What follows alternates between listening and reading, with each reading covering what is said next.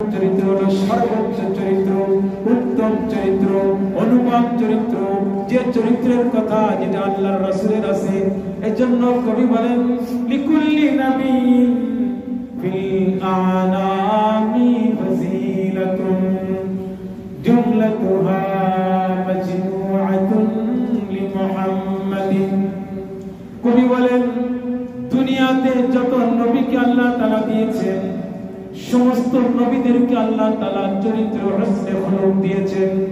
বলে যত চরিত্র দিয়েছেন, নূহ আলাইহিস সালাতু ওয়াস সালামকে আল্লাহ তাআলা চরিত্র দিয়ে, বৈশিষ্ট্য দিয়ে তাকে বিশেষণ করেছেন। তাকে দিয়েছে নূহ আলাইহিস সালাতু ওয়াস সালামকে শুকর দিয়েছেন। হযরতে ঈসা আলাইহিস সালাতু ওয়াস সালামকে মরা মানুষকে জিন্দা করার যোগ্যতা দিয়েছে। বলে এরকম ভাবে ইউসুফ আলাইহিস সালাতু ওয়াস সালামকে সৌন্দর্য দিয়েছেন, ইয়াকুব আলাইহিস সালাতু ওয়াস সালামকে সবর দিয়েছেন, দাউদ আলাইহিস সালাতু ওয়াস সালামকে ইনসাফ দিয়েছেন। এমনই ভাবে হযরতে ইসমাঈল আলাইহিস সালাতু ওয়াস সালামকে সিদক এবং ওয়াদা দিয়েছেন। যত নবীদেরকে যত গুণ দিয়েছেন, সিফাত দিয়েছেন, সুন্দর চরিত্র দিয়েছেন। জুমলাতুহা মাজমুআতুন, জুমলা বলা হয় একসাথে সবগুলো, একসাথে জুমলা বোঝার জন্য জিদ্দায় গেছিলাম। জিদ্দা শহরে যাওয়ার পরে ব্যাগ কেনার জন্য গেছি, একটা ব্যাগ। তো ওখানে আরবিতে লেখা আছে জুমলা। কি লেখা আছে? জুমলা লেখা। এটা তোরা বুঝি, আরবি তো বুঝি, কিন্তু জুমলা দিয়ে উনি কি বোঝাচ্ছে এটা তো বুঝি না। আমি বললাম ভাই এটার দাম কত? এখানে একটা বিক্রি হবে না। আরবিতে বলতেছে জুমলা, জুমলা নিতে হবে। মানে বড় একটা আছে, 2 নম্বর একটা আছে, 3 নম্বর একটা আছে, 4 নম্বর একটা, 5টা আছে, সেট সহ কিনতে হবে। এটা বলার পরেও আমি আবার বলতেছি আমাকে একটা দিন বলে বিরক্ত করো না, ইউ ক্যান গো, যেতে পারো। আমাকে বলতেছে। পরে এসে আমি গেটের দিকে তাকাই, দেখি লেখা জুমলা। কি লেখা? জুমলা মানে সবগুলো একসাথে।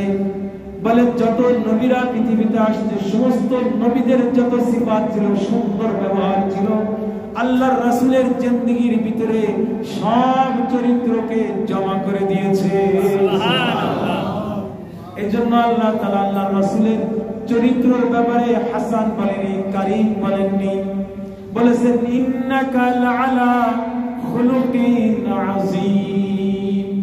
আযীম মানে সর্বোচ্চ, সবার সেরা, সবচেয়ে বড় গুণাকে বোঝানোর জন্য আল্লাহ তাআলা কোরআনে একটা দৃষ্টান্ত পেশ করেছেন।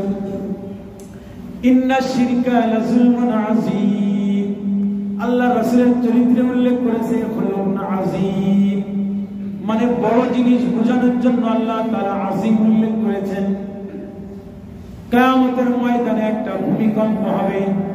আল্লাহ তাআলা কোরআনে বলেন ইন্না যালজালাতাস সাআতি লাশাইউন আযীম। বলে ওই ভূমিকম্পটা এত বড় হবে, ওই বড় বোঝানোর জন্য আল্লাহ তাআলার শানে আযীম উল্লেখ করেছেন। আর আল্লাহর রাসূলের চরিত্রের ক্ষেত্রে আজীব শব্দ উল্লেখ করেছেন ইন্নাকা লাআলা খুলুকিন আযীম। আল্লাহ তাআলা নিজের আরশের ক্ষেত্রে ওয়া রাব্বুল আরশিল আযীম। আল্লাহ তাআলার আরশ অনেক বড়। কেমন বড় এটা অনেক লম্বা আলোচনা। এক আসমান থেকে আর এক আসমানের মধ্যে যে তফাৎ আছে 500 বছরের রাস্তা। সুবহান, এত বড় 7 আসমানের পর সে আরশ আযীম। কি আরশ আযীম? আল্লাহ তাআলা বলেন ওয়া রাব্বুল আরশিল আযীম, যে অনেক বড়, এরপরে আর কোনো বড় নাই। বলে আল্লাহর রাসূলের জিন্দেগীর চরিত্র ইন্নাকা লাআলা খুলুকিন আযীম। আল্লাহর রাসূল হলো উত্তম চরিত্রের এক অনুপম আদর্শ। সুবহানাল্লাহ। আল্লাহর রাসূল সবচেয়ে বড় খুলুকে আযীম ছিলেন, অনেক উত্তম চরিত্র ছিল তার। আল্লাহর রাসূলের এই চরিত্রকে পরীক্ষা করেছেন একজন ইহুদি আলেম, তার নাম হলো ইবনে সানা। ইবনে সানা ইহুদি আলেম, মদিনায় রাসূল নবী সাল্লাল্লাহু আলাইহি ওয়াসাল্লাম সাহাবায়ে কিরামকে যখন আলোচনা করতেন, তখন ওই ইবনে সানা আলেম এসে আল্লাহর রাসূলের দরবারে বসে থাকতো। শুনতো কি কয় মুহাম্মদ। রাসূলের চরিত্র, তিনি তো তাওরাতের আলেম, তাওরাতে রাসূলের চরিত্র সম্পর্কে সব তিনি লেখাপড়া করেছেন। এজন্য পরীক্ষা করার জন্য তিনি কি করেন, এসে দরবারে বসে থাকে। এমন সময় বেদুইন এক কাফেলা আল্লাহ রাসূলের দরবারে আসছে। রাসূলের দরবারে এসে বলেন, ইয়া রাসূলুল্লাহ, হাবিবাল্লাহ, আমরা নয়া মুসলমান, আমরা নতুন মুসলমান হয়েছি, বাইতুল মাল থেকে কিছু পাতি হাদিয়া তোফা দেন, কিছু মাল দেন আমাদেরকে। আল্লাহ রাসূল বলেন, বাইতুল মালে এখন কোনো তো মাল নাই, এখন মাল সব খালি, সব দিয়ে দিছি, এখন তো মনে হয় খালি। খবর নিয়ে দেখলেন বাইতুল মালে সব খালি। এমন সময় ওই ইবনে সানা আলেম বলেন যে, মুহাম্মদ, একটা কাজ করতে পারো তুমি, সেটা হলো নতুন মুসলমান হয়েছে, যদি সাহায্য সহযোগিতা না করো তাহলে হয়তো ইসলাম থেকে অন্যদিকে সরে যেতে পারে। এবং দেখেন অনেক মুসলমানরা আসে, নতুন মুসলমানের দ্বারা বলে আমার কাছে সাহায্য করে, কি বলে মুসলিম কি চায়, সাহায্য চায়। এই সাহায্য চার তরিকা আছে। এসে যারা দায়িত্বশীল তাদের কাছে বলতে হবে যে আমি কিছু সাহায্য গ্রহণ করতে চাই। তারা যদি অনুমোদন দেয় তাহলে তার জন্য জায়েজ, অনুমোদন যদি না দেয়, সে দাঁড়িয়ে যদি বলে আমি খাই না, কতদিন আমার এই হয়ে গেছে, 10টা 12টা ছেলে মেয়ে, আমি বিবাহ মেরে দিতে পারতেছি না, সারা বছরই 6 মেয়ের বিয়ে দেয়, এইভাবে যদি কালেকশন করে, বলে এটা আল্লাহ রাসূল বলে ইমাম সাহেব যেন তার জন্য এই দোয়া করে, আল্লাহ যে সায়েলকারী তাকে যেন কেউ টাকা পয়সা না দেয়। বুঝতেছেন মাসালা? আল্লাহ রাসূল বলে ইমাম সাহেব এই দোয়া করবে ওই ব্যক্তির জন্য, তার জন্য কেউ টাকা পয়সা না দেয়, এই দোয়া করবে। এজন্য ওই গ্রাম থেকে এসে বিদুইনরা এসে আল্লাহ রাসূলের কাছে সাহায্য চেয়েছে। সাহায্য চাওয়ার পরে ওই ইবনে সানা বলে, যেহেতু বাইতুল মালে নেই, একটা কাজ করে তুমি আমার কাছ থেকে ঋণ নাও। বলে তুমি ঋণ দিবে নাকি? বলে হ্যাঁ দিব। বলে দাও, কি দিবা? বলে আমার খেজুর আছে অনেক, 80 মণ খেজুর দেবো। কত মণ? 80 মণ খেজুর দেবো, এটা নিয়ে তুমি এদেরকে দিয়ে দাও। 80 মণ খেজুর দিয়ে দিয়েছি। বলে তোমার সাথে চুক্তি হবে, কবে দেবা বলো? বলে অমুক তারিখে, অমুক তারিখ লেখা হয়েছে। এরপরে বেদুইনরা যখন চলে গেছে গ্রামে, হঠাৎ 3-4 দিন এখনো বাকি আছে এই ঋণ পরিশোধ করার আগে। আল্লাহ রাসূল মসজিদে নববীতে বসা, এসেই আল্লাহ রাসূলের জামার কলার ধরেছে ইবনে সানা আলেম, ধরেই বলে, মুহাম্মদ, এটা নাকি তোমার অবস্থা, ঋণ দেওয়ার কোনো খবর নেই। এমন সময় ওমর রাদিয়াল্লাহু তাআলার পাশে ছিলেন, তরবারি উঠেছে, উঠে বলে, ইয়া রাসূল, তরবারি নিয়ে গেছে কাছে কাছে। বলে, ইয়া রাসূলুল্লাহ, শুধু আপনার অনুমোদন চাই, ওরে সাথে সাথে জমি দিয়ে দেব। ইয়া রাসূলুল্লাহ, দোস্তি রাসূলের সাথে বেয়াদবি করেছে, ওরে আমি এখানে রাখবো না। ইয়া রাসূলুল্লাহ, আল্লাহ রাসূল বললেন, থামো, তোমরা থামো।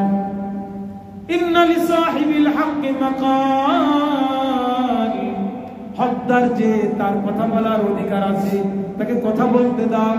সে আমার জামা ধরেছে, বেয়াদবি করেছে, সে তো আমাকে জানে না, অত বোঝে না, তুমি তাকে ছেড়ে দাও, তোমরা তরবারি নিয়ে চলে আসো। তরবারি নিয়ে আল্লাহর রাসূলের যখন তারিখ নির্ধারণ হয়েছে, বলে 3 দিন এখনো বাকি আছে, ওই 3 দিন আসলে 3 দিন পরে তোমার যে মাল আছে মাল দিয়ে দেব। ওমর রাদিয়াল্লাহু তাআলা আনহু বললেন, যাও, দুই বর্ণনায় পাওয়া যায় ওমর কেঁদেছে, তোমার হলো শাস্তি, তুমি সব এই মাল পরিশোধ করবা। বলে সব মাল তুমি পরিশোধ করবা। আর এক বর্ণনা আছে বাইতুল মালে মাল আছে খেজুর, 80 মণ খেজুর দাও, যাও, সাথে ওকে নিয়ে যাও, সাথে তো তরবারি আছে, ওর তো রাগ আছে ভিতরে, আল্লাহ রাসূলের সাথে বেয়াদবি করেছে। তো দুইজন সাথে যাচ্ছে, হঠাৎ করে আল্লাহ রাসূল আরেকজনকে বলছে, ওমরকে ডাক দাও। তো ওমরকে আবার ডাক দিয়ে বলে, তুমি যে তরবারি তার গাড়ির উপরে ধরেছিলে, সে ভয় পাইছে, কিন্তু তুমি ত্রাস তৈরি করেছো, এটা তো তোমার জন্য জায়েজ নাই। তুমি যেটা করেছো এটার বদলা হিসেবে 80 মণ দেওয়ার পরে আরো 5 মণ বেশি দিয়ে দিবে। সুবহানাল্লাহ। ইন্নাকা লাআলা খুলুকিন আযীম, আল্লাহর রাসূলের চরিত্র এত উত্তম চরিত্র ছিল। এরপরে মাল নিয়ে যখন ফিরে রাসূলের দরবারে আসতে যায় না, বাড়িতে যাচ্ছে না, রাসূলের দরবারে এসে আল্লাহর রাসূলের পার উপরে পড়ে ক্ষমা চাচ্ছে। ইয়া রাসূলুল্লাহ, ইয়া হাবিবাল্লাহ, আমি তাওরাতের একজন আলেম, আমি আপনার যতগুলো সিফাত আছে নবীদের সিফাত সবগুলো আপনাকে আমি পরীক্ষা করে পেয়েছি, কিন্তু হেলেম আর ধৈর্য যে সিফাতটা আছে, সবর নামক যে ধৈর্যটা আছে, এটা তো আমি আপনার থেকে দেখতে পাচ্ছি না। এই জন্য নিজেকে বেয়াদব বানিয়ে আপনার সাথে খারাপ আচরণ করে আমি পরীক্ষা করে দেখলাম যে আপনার ভিতরে সবর আছে কিনা। সুবহানাল্লাহ। বলে ইন্নাকা লাআলা খুলুকিন আযীম, আপনি যে উত্তম চরিত্রের অধিকারী, এই আয়াত আমি কোরআনে পেয়েছি, এটা আমি দেখেছি, আমি পরীক্ষা করতে চেয়েছি, আপনি পরীক্ষায় পাশ হয়েছেন। সুতরাং আমি এখনই আপনার হাত দিয়ে দাকালা বিবাইকা আলাল ইসলাম, আপনার হাতে হাত দিয়ে আমি ইসলাম ধর্ম গ্রহণ করলাম। সুবহানাল্লাহ। এটাকে খুলুকে আযীম। সুবহানাল্লাহ। ইন্নাকা লাআলা খুলুকিন আযীম। এরপরে আল্লাহর রাসূল আল্লাহ তাআলা তার ভিতরে ওহী ঢেলেছেন, ওনার জবান দিয়ে শব্দ বের করেছেন, বলে ইন্নামা বুইসতু লিউতাম্মিমা মাকারিমাল আখলাক, আমি পৃথিবীতে প্রেরিত হয়েছি উত্তম চরিত্রকে পূর্ণতা দান করার জন্য। এখন যে চরিত্রগুলো বললাম, একটা হলো খুলুকে সাইয়্যিআ, খুলুকে হাসান, খুলুকে করিম, খুলুকে আযীম। চার চরিত্রের ভিতরে আমার আর আপনার চরিত্র কেমন, এটা আমরা যদি একটু হিসাব করি, তাহলে এখান থেকে যদি শিক্ষা গ্রহণ করি, আল্লাহ তাআলা আমাদেরকে উত্তম চরিত্রের অধিকারী